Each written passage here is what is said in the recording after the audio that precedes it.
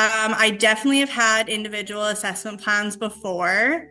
In our division, we look a lot at an ROA, so a record of adaptations that you use in your classroom before you'll really change, like have any formal plan for them. So lots of those would be kind of like an individual assessment plan. Your ROA would include like using voice to text for them or allowing them to record, having a scribe, all of those types of things. Um, when you think about your individual student needs, um, you will kind of always know, like you'll have not know, but you'll have an inclination as to where they're at with that outcome through your triangulation. And that I think is one of the most important things to remember is your triangulation of evidence. So your products, your conversations, and your observations. So giving them the opportunity to have the conversations with you. And it can be informal as, having a class discussion about things, or even just as you're walking around, stopping and talking to them about what it is that we've read or what it is that we've done. Observing them when they're with their peers, doing group work, those types of things, and then their products.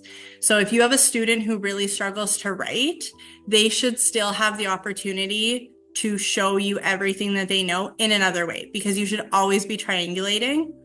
So if they struggle to write, their products, if it's all writing-based products, might not be the best, but your observations of them with their classmates, the conversations you have with them, if they, in those two areas, have a really great mastery of understanding, but their writing wasn't that great, you're not going to solely assess them just based on their writing. You always want to triangulate, and that goes kind of in all subject areas. With ELA, you have your speaking, your writing, your representing, your understanding, all of those things.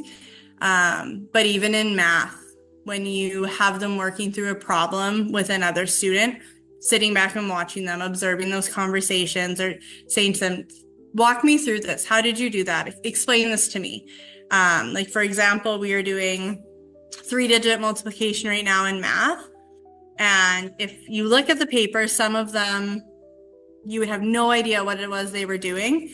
But then when I said, well, walk me through this, and they explained every step, it was a mastery level of understanding the concept of multiplication and how to break numbers apart. But just looking at it, it looked like a mess, honestly. So if I would have just marked that product, they probably would have been sitting at a beginning, a difficulty mark. Whereas after I had the conversation with them and I watched them with some other peers when they did some hands-on stuff, they have an absolutely amazing understanding of multiplication. So that triangulation is a huge thing. And it's something that as a first and second year teacher, I was really overwhelming. And I put so much emphasis on the product. And now 10 years in, I've spent a lot of time working on assessment. I see that, some students just, they can't write. They can't get their ideas onto a paper. They struggle with that, but their communication skills are impressive and they can explain it that way. So the value in your triangulation is going to be huge.